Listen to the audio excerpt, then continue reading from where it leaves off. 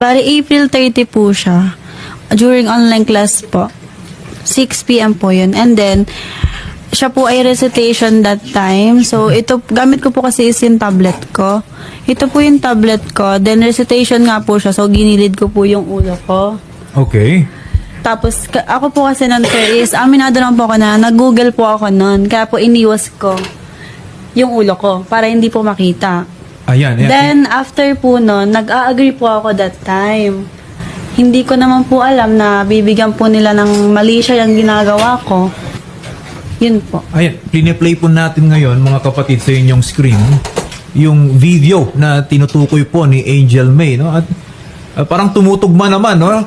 Nandun pa rin yung ulo niya sa may screen, although yung part lang ng tenga. Opo, Ano pong ginagawa niya? Tumatango kayo? Opo, nag-agree po ako sa sinabi ng kaklase ko. Kasi tama po yung sagot niya based sa search ko.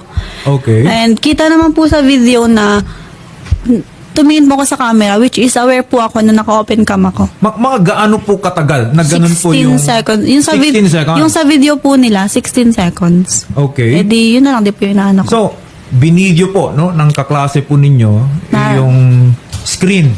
Opo, niya. Okay, yeah, screen Apo. niya na ikaw yung nakikita. Opo. Okay. Tapos sabi kasi ni Shari kanina, parang pinapalabas ngayon, pinapakalat. Na may ginagawa daw po meron ako. kang ibang ginagawa. Yes po. Okay, maaari mo bang ikwento sa amin? Ano po ba yung pinapakalat ng mga to? Yun nga po na pinapalabas po nila na May malaswa kang ginagawa doon. oo po. Oo. Na which is hindi po nila sa... Kasi po, ang kwento niya po sa akin, nung umamin siya is parang concerned citizen lang daw po siya. So, sa akin naman, ang part ko, kung concerned ka sa akin, bakit hindi mo sa akin sinabi?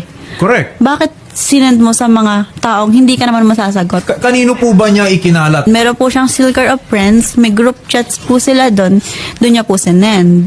And then sa GC na po na yon, may isa doon na nag-send sa BF niya, na IT student.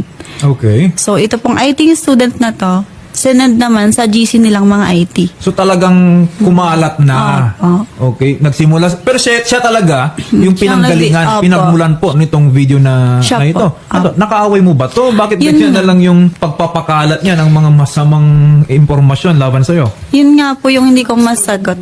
Kasi okay naman po kami noon. Wala po silang masasabi na galit siya sa akin or may issue kami. Wala pong ganun. Kasi April 30 po nila pinakalat. Nagbayad po ako ng tuition is May 3. Nakikita ko po sila. Dadaanan kami. Hindi po nila sa akin nabanggit.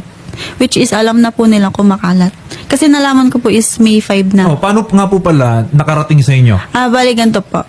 Nag-chat po sila sa akin ng May 5 ng 8 p.m.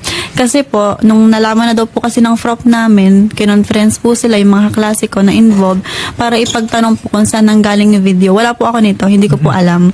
Then, inutusan daw po sila ng FROP ko na mag-apologize sa akin. I-aware ako na may video.